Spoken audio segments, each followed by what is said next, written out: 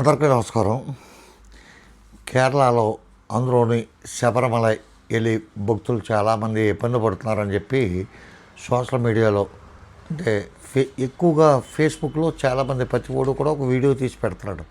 ఇక్కడ సౌకర్యాలు లేవండి, లేకపోతే వాష్రూమ్స్ లేవండి, మంచినీళ్ళు ఇచ్చి దిక్కు లేదండి, ఇలా 14 గంటలు పడుతుంది, 16 గంటలు పడుతుంది, 5 నిమిషాలు నడవలసిన దూరానికి కూడా 2 గంటలు పడుతుందని పెడుతున్నారు. వీళ్ళందరికీ చెప్పేది ఒకటే ఏంటంటే, నేను 2023లో ఒక వీడియో చేసి పెట్టాను, స్వాములు జర భద్రం అని చెప్పి. ఈ వీడియో కింద పిన్ చేసి పెడతాను కామెంట్ సెక్షన్లో. ఆ వీడియో కూడా ఒకసారి చూడండి. ఎందుకంటే అది వాళ్ళ తప్పు కాదు, మన బుద్ధి లేనితనం. ఎందుకంటే కేరళలో ఉంది ఒక కమ్యూనిస్ట్ గవర్నమెంట్. ఆ కమ్యూనిస్ట్ గవర్నమెంటే తప్పనిసరి పరిస్థితుల్లో కేరళ డెవలప్మెంట్ కోసం, శబరిమల డెవలప్మెంట్ కోసం, పంబా డెవలప్మెంట్ కోసం ఒక కార్యక్రమం పెట్టారు. ఆ కార్యక్రమానికి నేను కూడా వెళ్ళాను.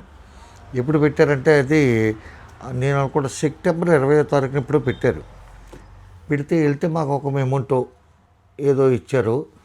ఇచ్చి అక్కడ కూర్చోబెట్టి వాళ్ళు చెప్పింది ఏంటంటే అల్టిమేట్గా వాళ్ళు 2047 వరకు దశల వారీగా చేస్తామని చెప్పి.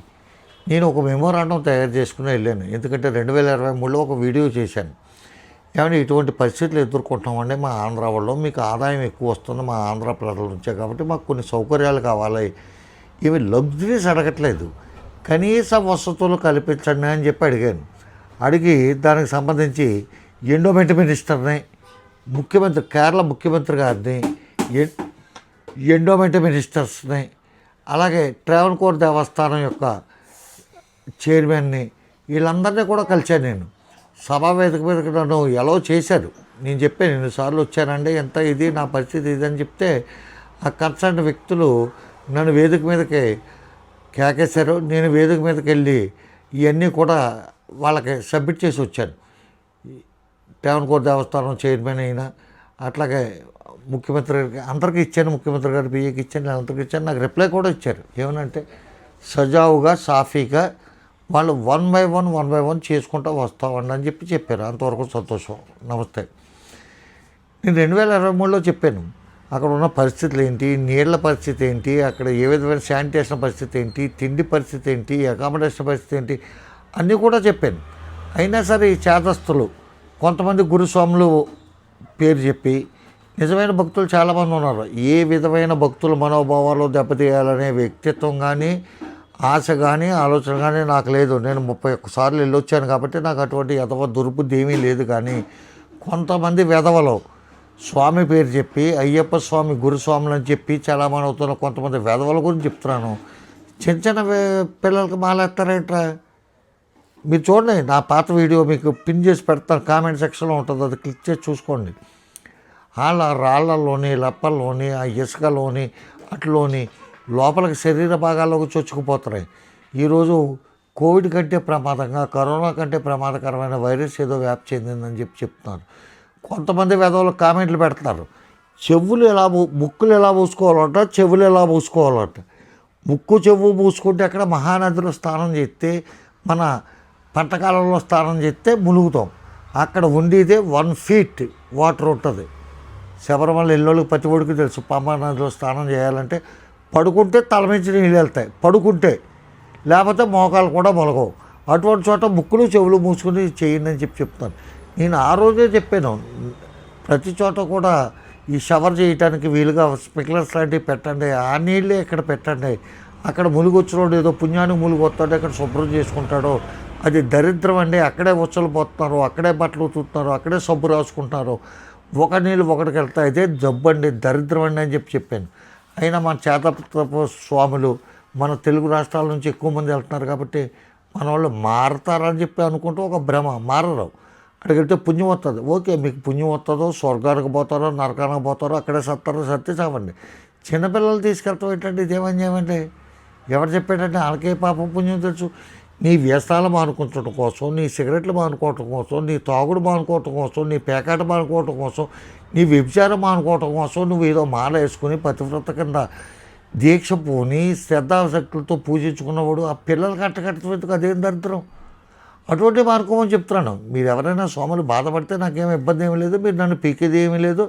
అయ్యప్ప స్వామి నేను మాట్లాడే తప్పైతే ఎప్పుడో చచ్చిపోతారు, ఎప్పటి నుంచో చెప్తున్నాను ఇవన్నీ, మీరు ఎవరు వింటలేదు. 2023లో మళ్ళీ చెప్పాను, ఒక 16 నిమిషాలు వీడియో చేసి పెట్టాను, అది ఇప్పుడు కామెంట్ల సెక్షన్లో ఉంది, చూసుకోండి. 2023లోనే ఇదంతా ఊహించి కాదు, అనుభవించి చెప్పాను. అన్నిసార్లు వెళ్ళాను కాబట్టి, 30 సార్లు వెళ్ళాను కాబట్టి నాకు అనుభవంతో నేను చెప్పాను. మీరు అవి పాటించుకుంటే ఇప్పుడు వెళ్ళి అక్కడ నుంచి వెళ్ళి ఎవరో రాకండి స్వాములు, చిన్నపిల్లలు తీసుకురాకండి స్వాములు, ఇక్కడ మంచినీళ్ళు లేవు, ఇక్కడ టాయిలెట్లు బాగోలేదు, ఇక్కడ యూరినల్స్ బాగోలేదు, ఇక్కడ అంతా కంపు కొట్టేస్తుంది, మంచినీళ్ళు ఇచ్చి దిక్కు లేదు, చచ్చి బతుకులో ఉన్నాం అని చెప్పి. ఎవరో పెద్దవాడు చనిపోయారంట పాపం, 50 సంవత్సరాల పైన ఆవిడ చనిపోయింది కదా.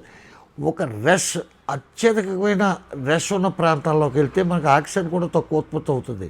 మనం చెట్లలో ఉన్నా, చేమల్లో ఉన్నా, కొండల్లో ఉన్నా, గృహల్లో ఉన్నా, ఎక్కడ ఉన్నా ఆక్సిజన్ శాతం తక్కువైపోద్ది మనకి. అటువంటి పరిస్థితుల్లో మనం ఒక సినిమాకి వెళ్తే ఎవరో ఒక లేడీ చనిపోయిందంట, ఆవిడ కొడుకు ఇంకా హాస్పిటల్లో ఉన్నాడో, బతికాడో, చచ్చాడో, అంత పరిస్థితి ఏంటో మనకు తెలుసు. ఆవిడ పుట్టాడు 5 అడుగులు ఉంటాడు, ఆడు తమిళనాడుకి హీరో, మనకైతే ఇక్కడ ఆయన కమెడియన్ కింద పెట్టుకుంటాం మనం. అటువంటి వాడు మీటింగ్కి వెళ్ళి 41 మంది చచ్చిపోయినాయంట. చంద్రబాబు నాయుడు గారు మీటింగ్లకు వెళ్ళి చాలామంది చచ్చిపోయారు. ఆయన పుష్కరాలకి వెళ్ళి ఎదవ డ్యాన్స్ కట్టి ఆ షూటింగ్లు ఈ షూటింగ్లు పెడితే 30 మంది 40 మంది చచ్చిపోయారు. ఈ రద్దీ వల్ల చచ్చిపోతున్నప్పుడు మీకు అంత కరమెందుకు, అంత రద్దీలు వెళ్ళవలసిన పనే ఉంది. మీకు గుడి గురించి మీకు తెలియకపోతే చదువుకున్న ఎవరినంటే గూగుల్లో ఎలాగ 2 లైన్లు కొడితే శబరిమల అయ్యప్ప స్వామి టెంపుల్ ఓపెనింగ్ డేట్స్ అని కొడితే వచ్చేస్తాయి. ప్రతి నెల టెంపుల్ తెస్తారు. వాళ్ళు కూడా వాళ్ళ యొక్క పుణ్యక్షేత్రాల్లో పుణ్యమైన తిథుల్లో, అంటే వాళ్ళ యొక్క సంవత్సరాది, అంటే ఓనం ఏదో అంటారు, అటువంటిప్పుడు అది కూడా గుడి బాగా కూడా అలంకరిస్తారు. అక్కడ పంబానది సమీపంలో ఉన్న విఘ్నేశ్వర ఆలయం అన్నీ కూడా చాలా అత్యద్భుతంగా అలంకరిస్తారు. అటువంటిప్పుడు రెస్ట్ తక్కువ ఉంటుంది. వెళ్ళండి, ప్రతి నెల 5-6 రోజులు తీస్తారు గుడి. ముఖ్యమైన పండగ దినాల్లో తీస్తారు. అప్పుడు వెళ్ళండి. రద్దీలో ఉన్నప్పుడే కరెక్ట్గా మండల పూజ ప్రారంభమైనప్పుడు వెళ్ళాలని. పూర్వం మండల పూజ ప్రారంభమైనప్పుడు ఇంత రద్దీ ఎప్పుడు ఉండేది కాదు, చాలా చాలా ఖాళీగా ఉండేది. నేను ఈవెన్ కరోనాలో కూడా నేను వెళ్ళాను, అలౌ చేశారు. నేను ముందు ఆన్లైన్లోనే టికెట్ బుక్, ఆ పద్ధతులు ఏంటో తెలుసుకోకుండా వెళ్తూ అక్కడ స్పాట్ బుకింగ్ కోసం తొక్కిసలాట్లు, ఇంత కర్మ ఎందుకు అనిపిస్తున్నారు? ఇదంతా కారణం ఏంటంటే చేత కానీ పని కానీ సంపాదన లక్ష్యంగా పెట్టుకున్న కొంతమంది వెధవలు, దరిద్రులు, నీచులు, నికృష్టపులు, పెంట నా కొడుకులని గురుస్వాములు అని చెప్పి వేషం వేసుకు తిరుగుతున్న నా కొడుకులు కొంతమంది ఉన్నారు. వాళ్ళు చెప్తారు, నీ పిల్లని తీసుకురా మాలేస్తాను, నీ అమ్మని తీసుకురా మాలేస్తాను, నీ మామని తీసుకురా మాలేస్తాను, నీ కూతురు తీసుకురా మాలేస్తాను, నీ మనవాళ్ళు తీసుకురా మాలేస్తాను. ఏమీ నమ్మకండి. మీ పాపాల నివృత్తి కోసం మీరేమన్నా మాల వేసి దర్చుకుంటే మీరు వేసుకోండి.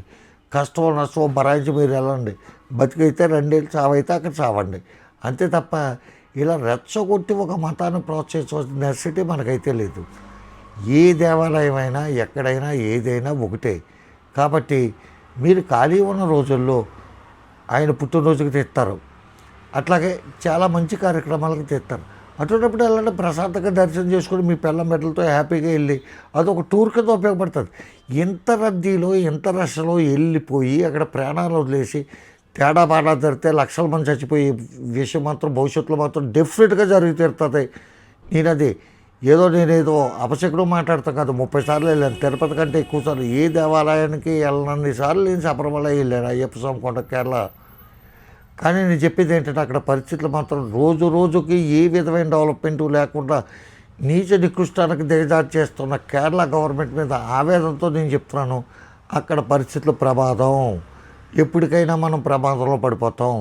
దయచేసి తెలుగు ప్రజలు, తెలుగు రాష్ట్రాల్లో చాలా అయ్యప్ప స్వామి దేవాలయాలు చాలా నిష్ఠతో, చాలా అకుంఠత దీక్షతో చేస్తున్న పూజారులు చాలామంది ఉన్నారు. కాబట్టి మీరు అక్కడికి వెళ్ళి దర్శనం చేసుకుని అక్కడ ఎరువులు సమర్పించుకోండి. అది మీకు పుణ్యం వస్తుంది, సద్గతులు ప్రార్థిస్తాయి, మీకు ప్రాప్తిస్తాయి అని చెప్పి తెలియజేస్తూ ఇటువంటి కేరళ వెళ్ళి పద్ధతి మానుకోండి. ఈ వ్యాధులను అరికట్టండి. అక్కడే బట్టలు ఉతుకుతాడు, అక్కడే శివుడు చెడుతాడు, అక్కడే ఉచ్చలు పోతాడు, అక్కడే సబ్బెట్టి స్నానం చేస్తాడు. ఈ దరిద్రం అంతా భరాయించి ఎందుకు వస్తున్నారో నాకైతే అర్థం కావట్లేదు. నమస్కారం. రామారావు. జై హింద్.